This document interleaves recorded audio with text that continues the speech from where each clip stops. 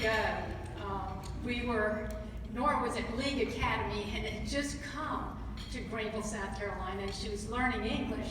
And I met Nora, and we established this great relationship. And then I went on to Wade Hampton, and Nora went to Wade Hampton for a short time, and then she graduated, and she graduated from Hendersonville.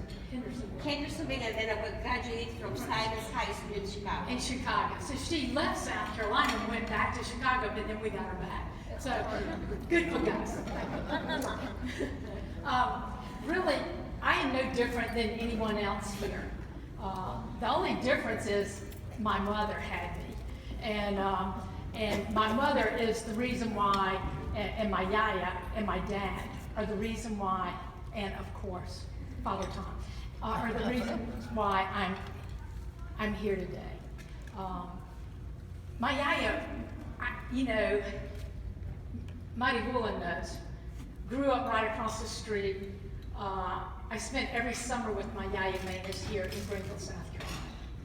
And she lived right next door to the Bobotises and lived right down the street from the Harricus, the Christina.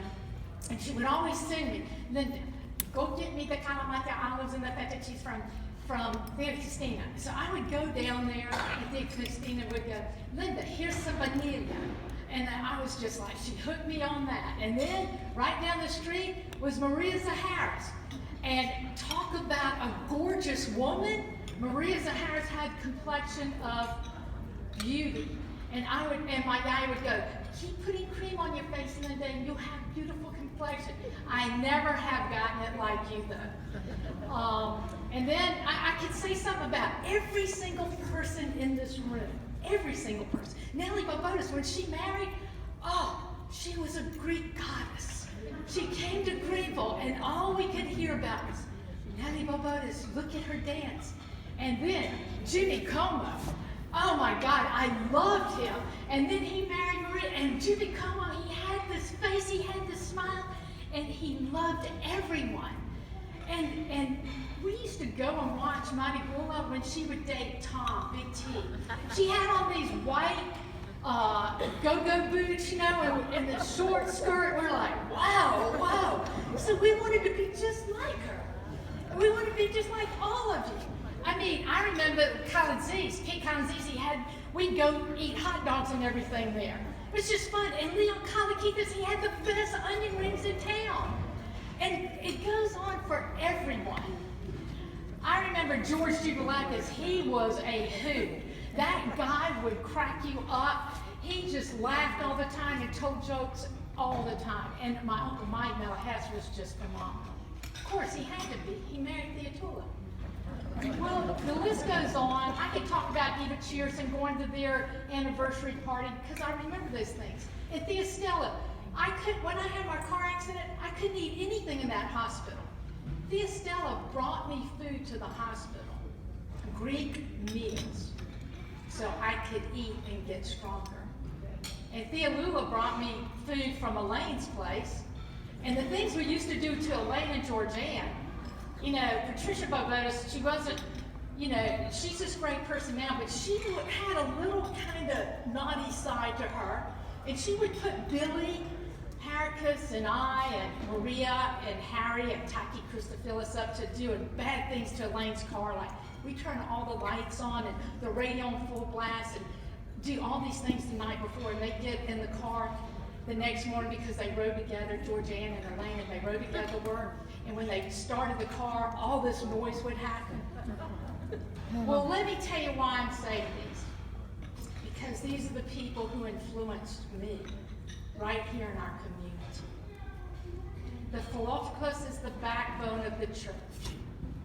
And I'm going to tell you, I'm not going to talk long because my mother told me not to. And I know how she does with Father Tom. So I'm going to keep it to a very minimal. I thank you, each and every one of you, because every one of you brings something special to this community and to your communities, whether it's Asheville or Spartanburg.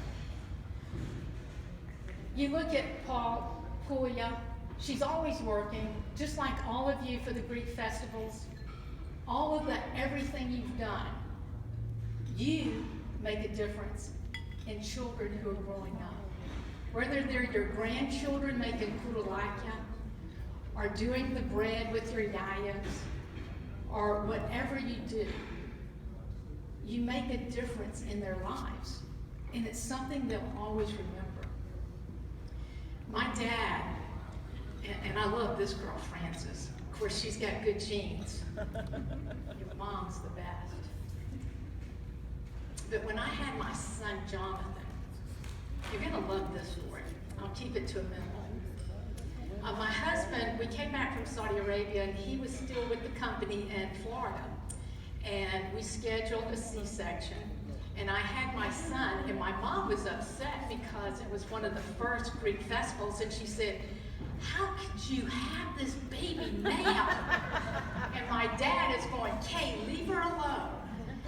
And so I remember they were at the hospital, and Jonathan was born, and I knew things were kind of crazy in the room, in the operating room and so forth. And Mom and Dad saw Jonathan, and then they left immediately so they could go to the Greek festival, because Mom was chairman of the pastries, and Dad had the, busy time. And my husband, when I was coming out of recovery, I said, "Where's Jonathan?" And he said, "I'm gonna get upset." But anyway, I was in the bed, and they pushed me into intensive care. And Jonathan had all of these wires hooked up, and they said, "He is in neonatal intensive care, and we're working on him, and we hope that he'll be able to get out in 2 weeks to a month." Well, I was devastated. And I looked at Alan, because my husband was not Greek, but he converted to and became Greek Orthodox. I said, "Alan, call Father Tom." And Father Tom left the Greek festival, and he came to the hospital, and this little baby that they gave not very much hope for, Father Tom said a blessing and blessed him. And within minutes, Jonathan was out of intensive care. So this is our priest that I love and adore, that is my backdoor neighbor, and I try not to bother. But it's because I love him, and my dad was very instrumental in bringing Father Tom to Greenville. And he holds a special place in my heart, and will always hold a special place in my children's hearts. But that's when we talk about St. Margaret. Because she was a Christian, she was strong, and she believed. And that's what we do. We're strong, we're Christians, and we believe. And we do so much for our church, and that's why we're here today. So I thank you all for making a difference in my life and touching my heart with love, and for always doing great things for everyone else. And Frances, thank you for asking me to be your speaker. I hope I lived up to your expectations, but if I didn't, my mom's going to tell me. So it's all good. I love you all. I wish you a wonderful, wonderful day. Thank you for having me, and thank you for celebrating St. Margaret's Day here in St. George.